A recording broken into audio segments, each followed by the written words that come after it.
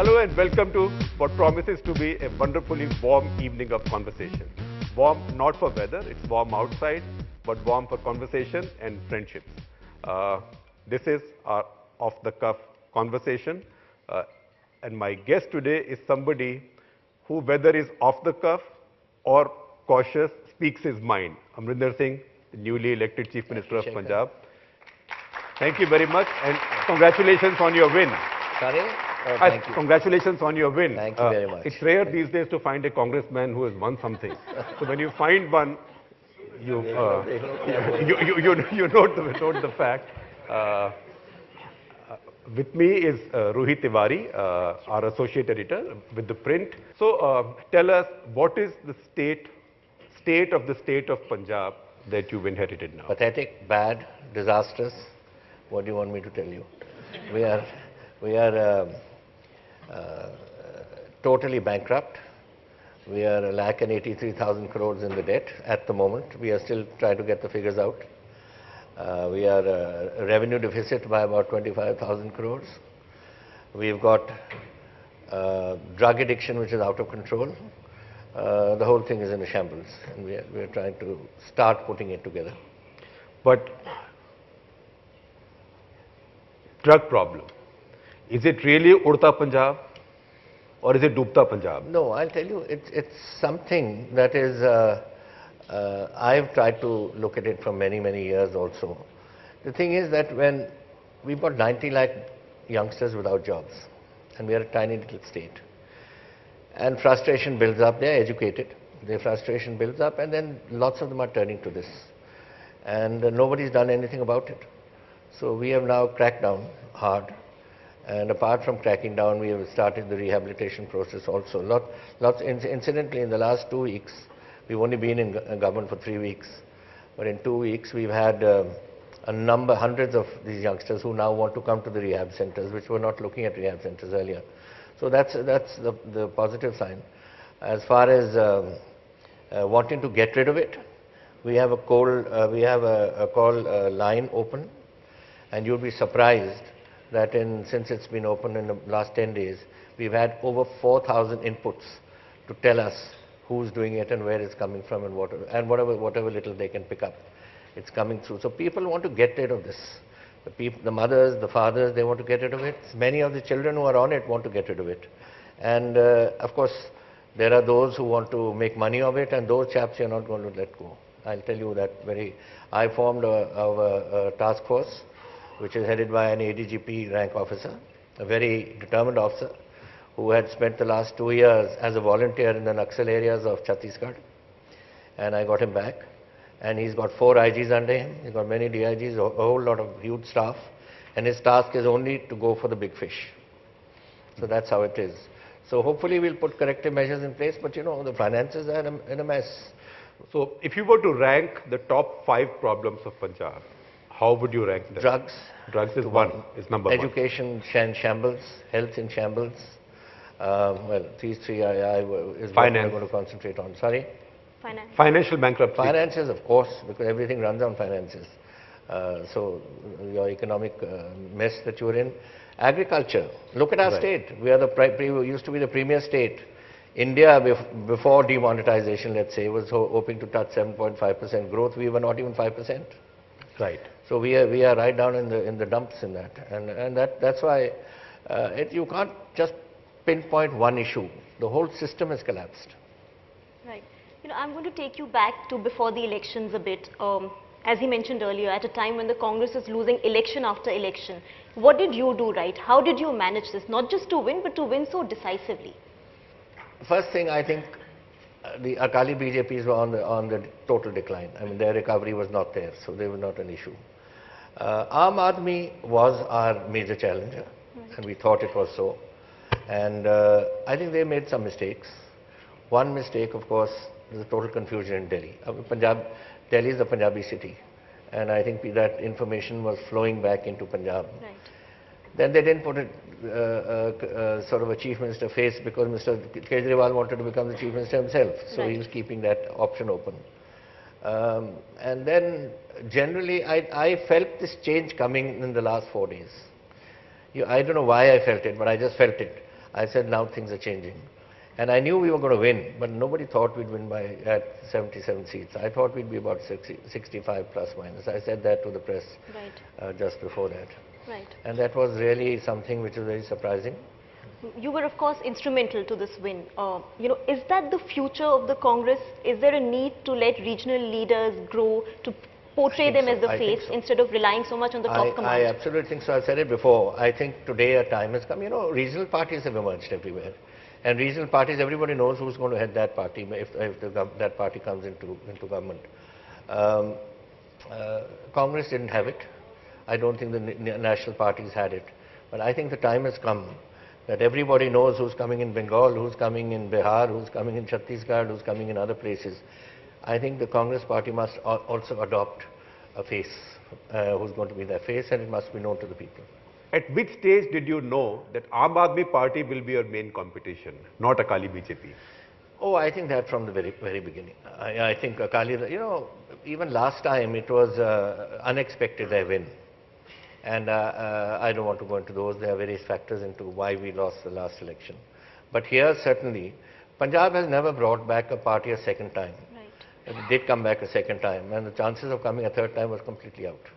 And I think their own mismanagement, which is now I've just been quoting, every Punjabi knew. And it was a question of them being out, and who was our challenger, and that was Mr. Kejriwal and his group. And I think by that time, Delhi had proven him to be a bad manager, or what you may call him, somebody who's only a confrontationist.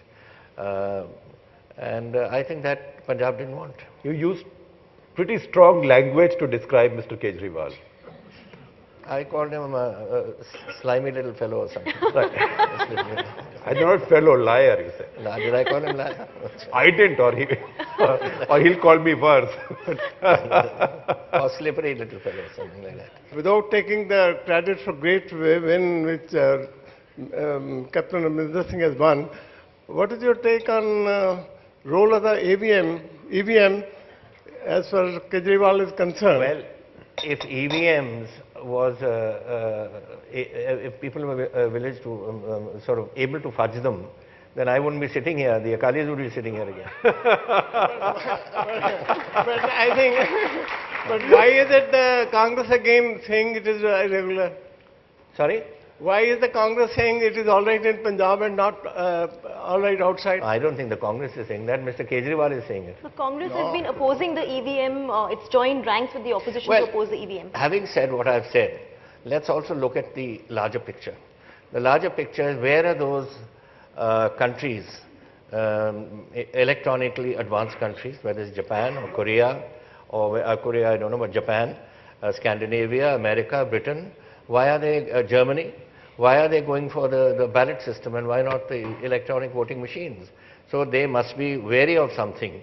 Having said that, I mean, in Punjab this time, I don't think there was any such thing, because otherwise we certainly wouldn't. I know the Akali's potential for doing these sort of things, and we wouldn't be sitting here, that's for sure. I'll take you back to the Aam Aadmi Party for a minute. Of course, it didn't do as well as people had expected it to.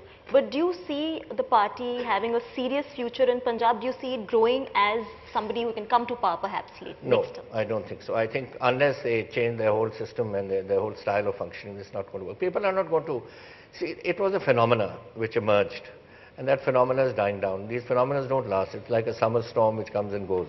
And I think it's a summer storm. So did you see the same impulse in Delhi about Aam Aadmi Party as before, or you think it's over in Delhi also? No, I think so. They're over in Delhi too. Because I think Delhi is the one... Well, having said that, let me tell you that there were a number of people who I know who were part of the Aam Aadmi when they came into power. They've all left. They've been disillusioned. This man is living on confrontation. How do you get Delhi moving? Malvinder has been waiting to ask you a question.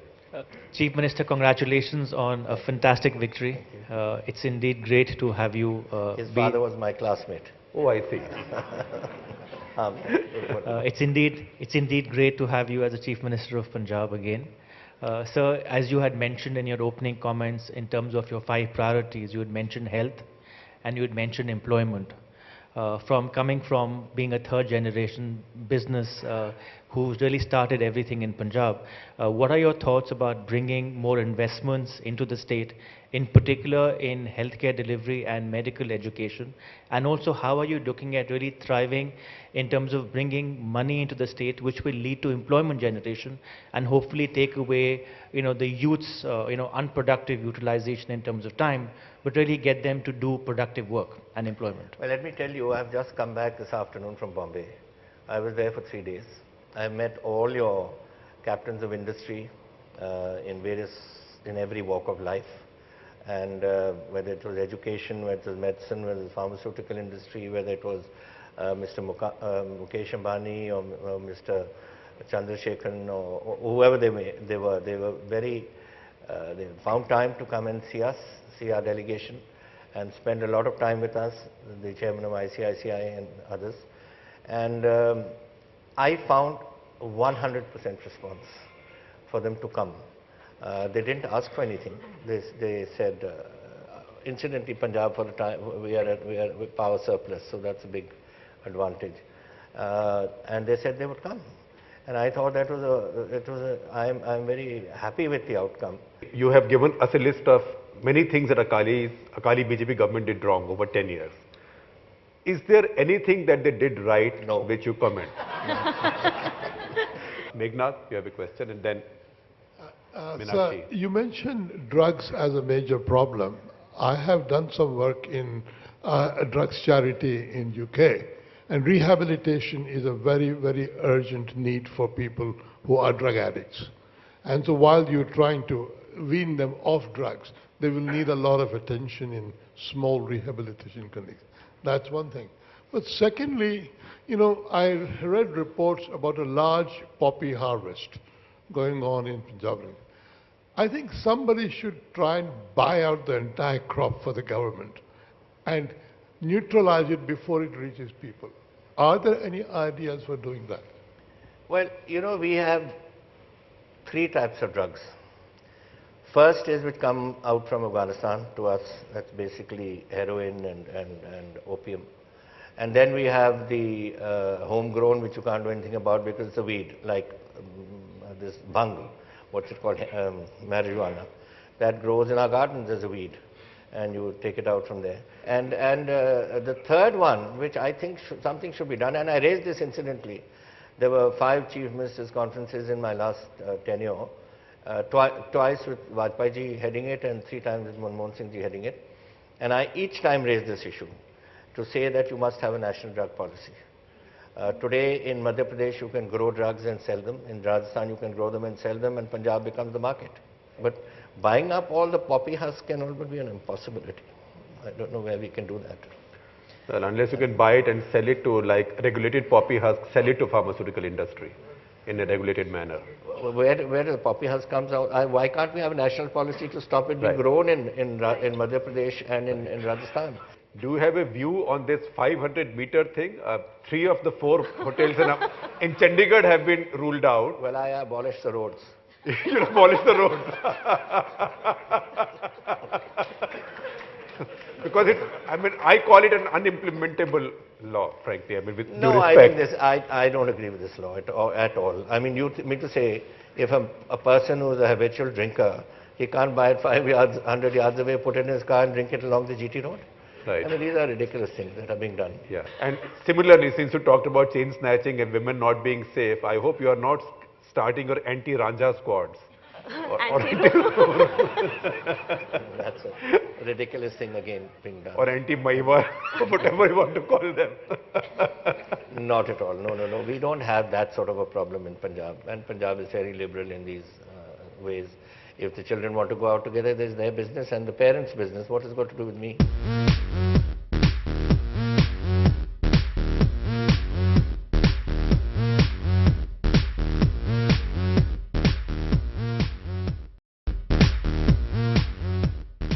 I want to take you away from Punjab for just a moment. What is wrong with the Congress? I don't want to hedge this question at all. Nothing what is wrong. It about Rahul Gandhi that is not clicking? No, I don't.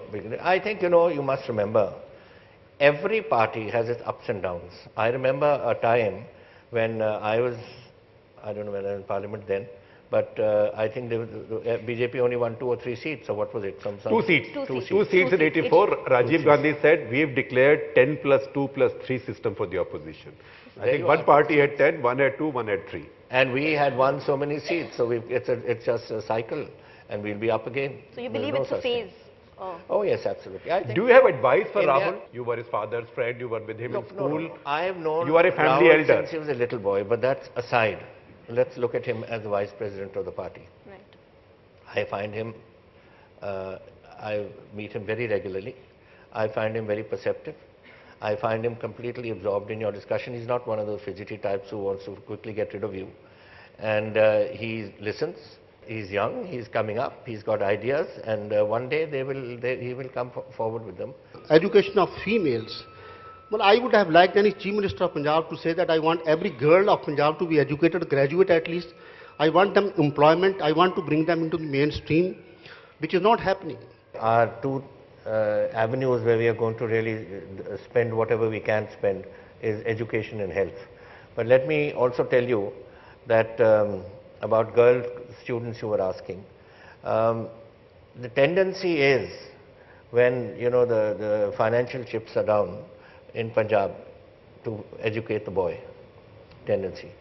So you will see in this coming budget, I shouldn't be saying it, but certainly I can tell you what our manifesto says, which will be reflected in the budget, is going to be free education for girl child from primary till PhD. That's what we are planning to do. That is what we are planning to do. Let me ask you a question in Hindi, because it's to do with something that's in Hindi and a lot of fun. इसलिए मैं आपसे हिंदी से पूछता हूँ. आपके एक मंत्री हैं, वरिष्ठ मंत्री सिद्धू साहब. Please, simple Hindi, huh? Simple Hindi है. बड़े सीनियर मंत्री हैं, वरिष्ठ मंत्री हैं सिद्धू साहब. अब उनका एक सेकंड लाइफ है, मतलब वो लाइफ में एक साथ 2 इनिंग्स खेलते हैं. एक इनिंग्स पॉलिटिक्स में, एक इनिंग्स टीवी में जरा लोगों को खुश रखने के लिए, सेहत ठीक रखने के लिए, और वो दोनों करना चाहते हैं. आप सोचते हैं कि कोई मंत्री एक दूसरी लाइफ शाम को करके पूरा काम. मैं जानता हूँ किसकी बात कर रहे हो आप. सिद्धू साहब की कर रहा हूं, मैं तो नाम लेके कर रहा हूं. शहरी साहब की. हाँ, देखिए, I don't agree with this feeling that a person should give out his personal life. देखो, what is it? Sidhu earns a large sum of money. That's all his life after he left cricket was this acting he does. And I have not seen his programs. आप देखते हैं उसको कि नहीं? एक बार देखा है. That was it. Not the point. The point is, I grow fruit, I grow food in wheat and other things, and I live off that, and my business interests, whatever they are. Other people do them. Somebody has dairy cattle, somebody has something, that's their income. Now for him, it's his acting is his income. So if it's giving him some sort of a large sum of money to live on, and he's used to a life standard, and I say, no, you are my minister, you can't do that. What am I telling him to do? Am I telling him to go and get corrupt and make lots of money and live in the same style? I think that life, we shouldn't interfere with somebody like this. I just, today there was, of course, this news about sedition charges being slapped on students of Punjab University because they were protesting against a fee hike. I mean, it's a stupid way to do it. Sedition charge for what? For protesting against a fee hike? Fee hikes, yes. I mean, that's stupidity. So you would you want want these charges to be withdrawn? Absolutely, 100%. Firstly, it shouldn't have been done. And if it has been done, and then I will certainly take it up with the governor, who's the administrator of Chandigarh. But these are the foolish things that are going on. Question here and then. I think. Just 2 specific instances on the Punjab elections. There was a rather long delay for you declaring as a CM candidate, and also the role of Prashant Kishore. Don't you think that is really symptomatic of the crisis of leadership in the Congress party itself? No. Well, but let's take Prashant Kishore first. I mean, do you mean to say that Mr. Trump didn't know what America was all about, or Hillary Clinton didn't know what America was all about? Mr. Nitish Kumar didn't know what Bihar was all about, or Mr. Modi, who didn't know what India was all about? Why did he have Prashant Kishore?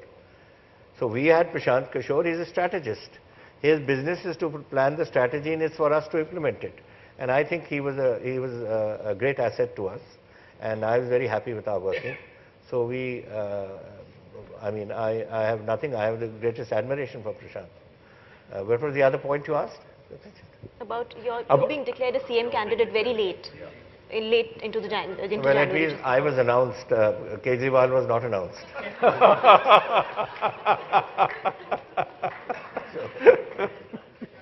And we can't have General Vikram Singh not join the conversation. Also, I have a question regarding the vision that you just defined and certain focus areas which you've identified. My experience is that all governments that they come in, they make excellent plans, but where we lack is the execution. And I think in that the sole reason of governments not being able to take various initiatives to their logical conclusion is an absence of a dedicated oversight mechanism. And if you continue with what you have, which other governments have had, you will be seeing the same kind of delay and procrastination in the fruition of various initiatives. I think you got to look at something more dedicated, which is accountable to you, which virtually gets the information from bottom upwards to you, and you virtually can monitor on weekly basis various initiatives, how they're going about it. Because what I've seen is you look at the center, you look at any other place, any other government, a state government, plans are beautifully prepared, but they're not implemented. And the only reason I feel is the absence of a dedicated oversight monitoring mechanisms.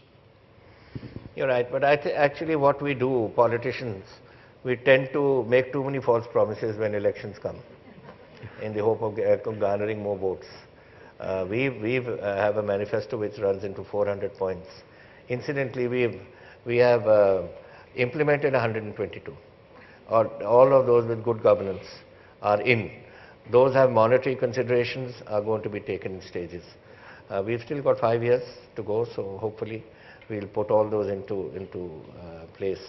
But the general is absolutely correct. We make too many promises. We don't follow them up. We don't have the resources for them, and yet we carry on. I agree with you. Sadhvi? What are we going to do about the villages which are right on the border? Because that's the key thing. The small children are used as drug peddlers. So one of the key challenges for you will be, how do you plan to, rehabilitate or evacuate those villages and seal the border? I had taken this up with Mr. Advani when he was Home Minister, that there is a nexus between the Border Security Force and the Pakistan Rangers. And drug is a very lucrative business. So you should change your battalions once a year rather than once in 2 years before the nexus develops out. He said, he first agreed with me, then he said that the cost factor is too much. Now in our battalions we also shift them 2 years, but that's in the army. But for this purpose, there is a lot of leakage. Now, if you think, if I say that the Punjab police is blocking it as a second line, that's not, because they are as bad as this Border Security Force. So there's a lot of leakage which comes In fact, they are more brilliant. We saw them in Pathankot. Yeah, but you saw that. In Pathankot. And that chap somehow is going to SP Saab Bahadur got away clean. That chap has got a clean yes, sheet. I mean, and I'm not going to let him get a clean sheet. You wait and see. I'll deal with him. He's a slimy character. He's the officer in whose car those terrorists had come. And I think he convinced everybody, including NIA, that he was fine. NIA has given him a clean sheet. Yeah, everything was a coincidence in his life. But I won't give him a clean sheet. It was like the movies. Well, we have the power, and we will use it to deal with these people.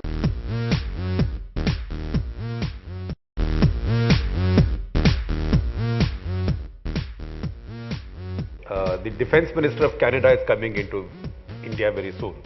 He is a Sikh, as we know, Mr. Sajjan.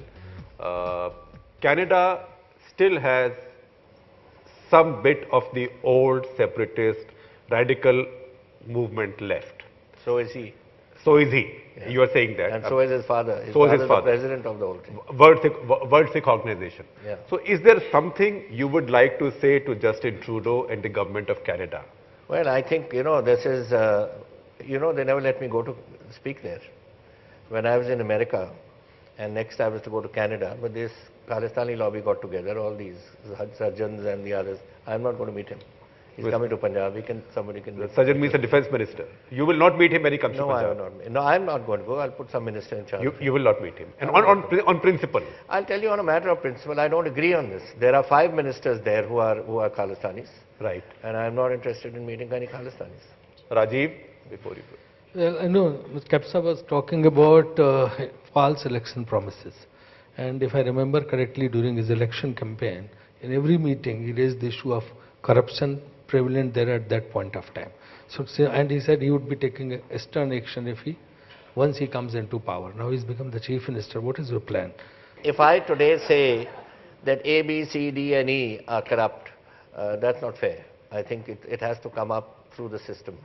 If somebody is seen that in his ministry he has done something wrong, and we get a report on that, then we can look into it. But my pointing out A, B, C, D, and E would mean vendetta, and I don't want to get into that. Mahrukh, you have the microphone. Mr. Chief Minister, my name is Mahrukh Inayat. I have two questions. She's a contributing editor with ThePrint. I have 2 questions. One, you mentioned Pakistan. So currently the relationship between the 2 countries is perhaps at its lowest. And given that you're the Chief Minister of a state that has a strong connect with Pakistan, do you think there is any way forward? And number 2, there is an increasing demand of a beef ban across the country. Various chief ministers are demanding it. Do you support that? What are your thoughts? There was an MLA from Lahore who asked me to come because he was having a seminar on the Punjabi language. And I wondered why, because Punjabi language is there and here, and everyone speaks in the villages and everybody. Then he said that why he was asking for this was because in the Punjab Assembly, you can speak in Urdu or English, no Punjabi is allowed. And that was what he was wanting to promote. So I asked the Prime Minister then, Mr. Vajpayee, I said, sir, if you don't mind, he's हाँ जाइए आप जाइए. जब जाओगे तो देखना Chief Minister को मिलो, Prime Minister मिल सकते हैं.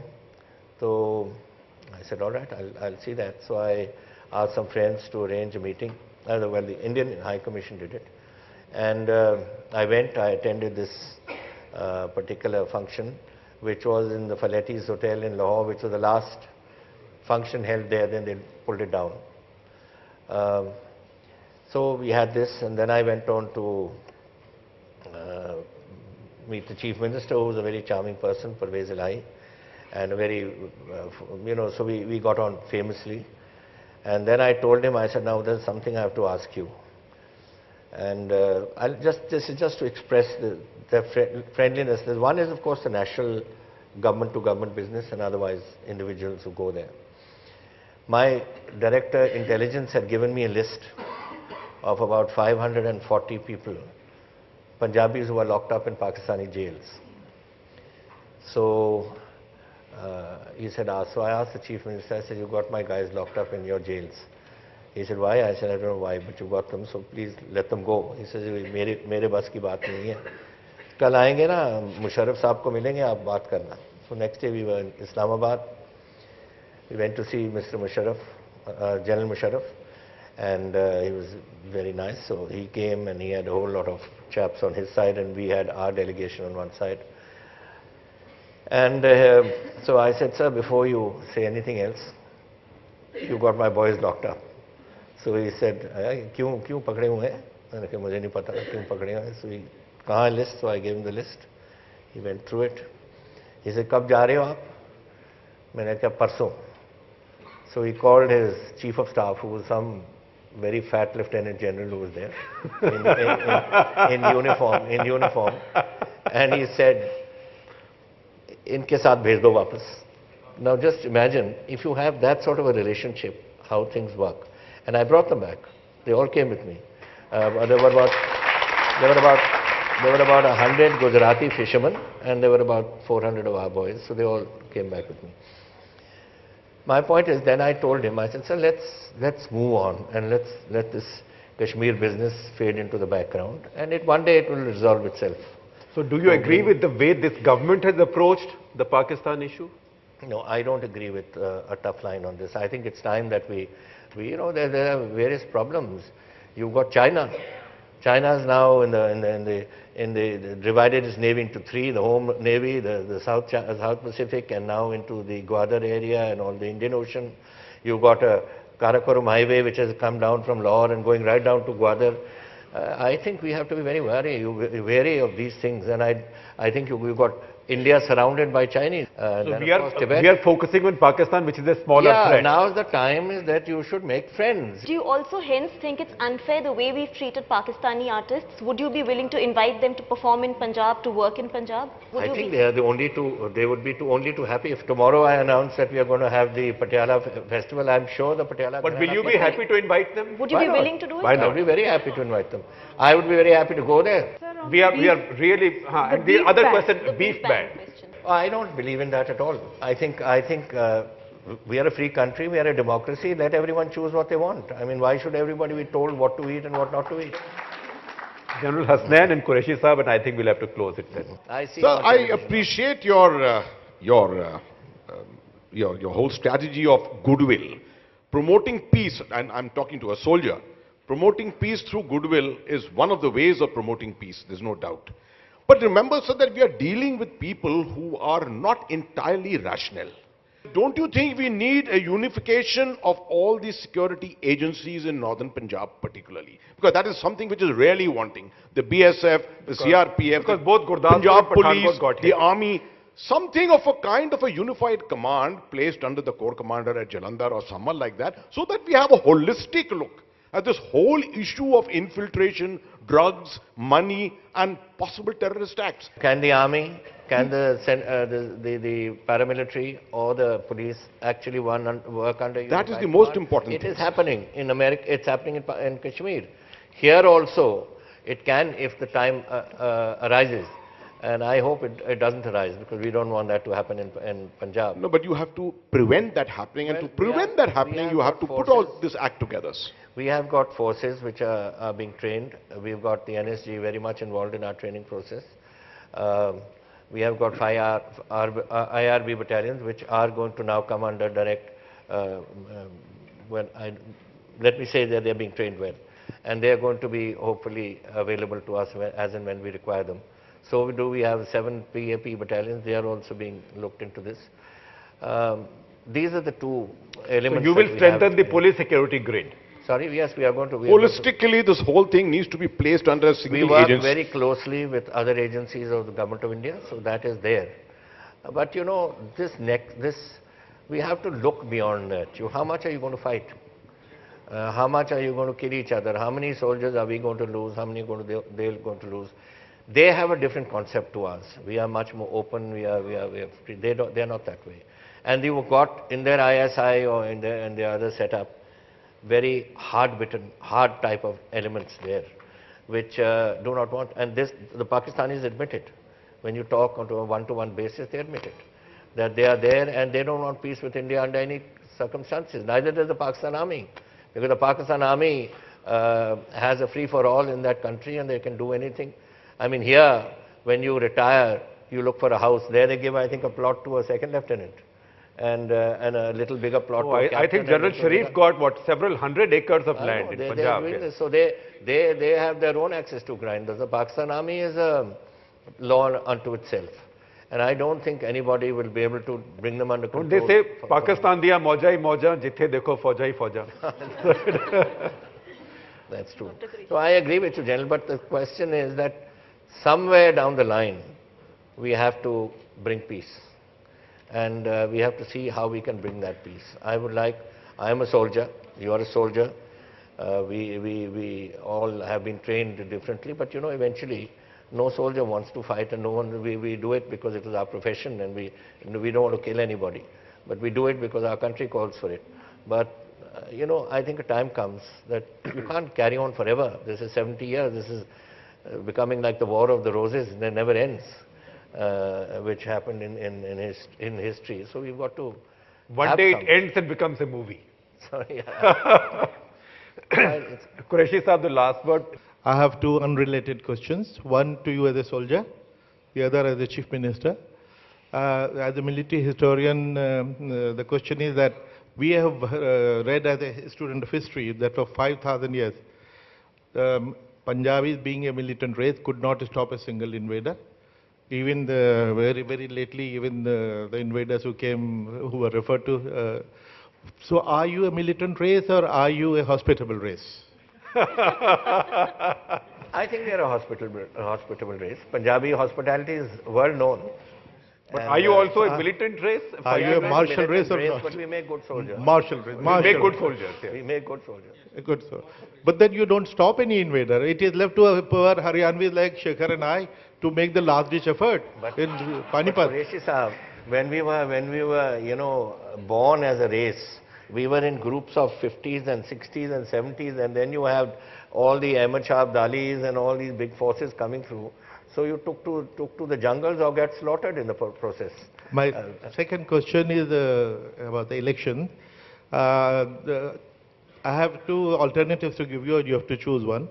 Yesterday, the high-powered delegation from the Congress party went to Election Commission. Today, even a higher delegation went to meet the president, saying the EVMs were manipulated, and that is how results were manipulated. The question to you, sir, two options. One, will you please share the secrets how you manipulated the machines to win? or would you like to be the brand ambassador of Election Commission on the EVMs? I think you were not here when I answered this question earlier, that if somebody could meddle with your machines, which you handled earlier, then I wouldn't be sitting here. It would be the Akalis who would be sitting here. Because, you know, these are held by the election Tahsildar. In every district, it's a Tahsildar who handles it. And which Tahsildar is there who is going to say no to a chief minister? So, getting into where those machines are locked and fiddling around with them becomes an easy job for a chief minister. Therefore, Mr. Badal should have been sitting here instead of me. So I don't think this is all messed up. You must be recalling, when it started, I went to Manor Gill. He was then your chief election commissioner. And I told him, I said, I have my doubts about this machine. Anyway, they said we put these checks and balances and whatever they've done. But I want to ask you the question, as having been the Chief Election Commissioner of India, why is Scandinavia, Norway, Sweden, America, Canada, Germany, Japan, why are they not using electronic machines? Number one, America does not have a single system. They have 50 states and 3,021 counties, and every county manages the election. There are hundreds of counties which do conduct elections with machines of various kinds. Therefore, this is a misnomer. Secondly, to think that everything, nice thing, good thing, and learning has to come from America, I would like to question that. Because I would like to point out, when we chose democracy in 1950, we gave equal voting rights to women on day one. America took 144 years. We gave a woman prime minister in 19 years. They have failed in 240 years. What about the machines? Now, no, that's what. No, I answered that they are using machines in hundreds of counties, and they do not have a single system. Why not Japan? Why not England? Why not Germany? Germany? Why not Sweden? Norway? I'll tell you. Germany outlawed the electronic voting machine because their constitution specifically prohibited it. Our own Supreme Court had done it 25 years before them for the same reason. They said your law talks of a ballot paper. And then the law was amended. There is a law, and it doesn't talk of a machine. Please bring it into the law, and start using it. We brought it into the law, started using it. And many countries are now adopting these machines. Secondly, even if they failed in Europe, now every EVM is not the same EVM as the Indian EVM. So, well, those machines deserve to be banned. We would have banned them. We would not have used them. They are networked. The beauty of our machine is that they are standalone machines. Nobody can give them an order from outside, and there is custodial security. There are 3 mock polls, and on the day of the poll, for 1 hour there is a mock poll certified by your agent that this machine was working at 7 o'clock perfectly what happened during the day. So I think our machines have to be trusted, and if the machines were not trustworthy, you would not have won. Exactly, and thank you very much for telling us this. So Mr. Qureshi is a good brand ambassador for EVM. If you would like him to be, the achievement will be if he endorses our EVM. I've said so, that I don't believe that this is there, because I wouldn't be sitting here had they been fudged. I think that's it. But I wanted to know why those countries who are so electronically advanced are not doing it. I think No, if they come to us, we'll give them our machines, because our machines are totally based on a different philosophy. Well, I think we can go on and on. We have to call it a day. Thank you very much. All of you have been a wonderful audience, and this has been a great conversation off the cuff. Come back for our next round. I think it will be challenging to find a guest to match Amarinder.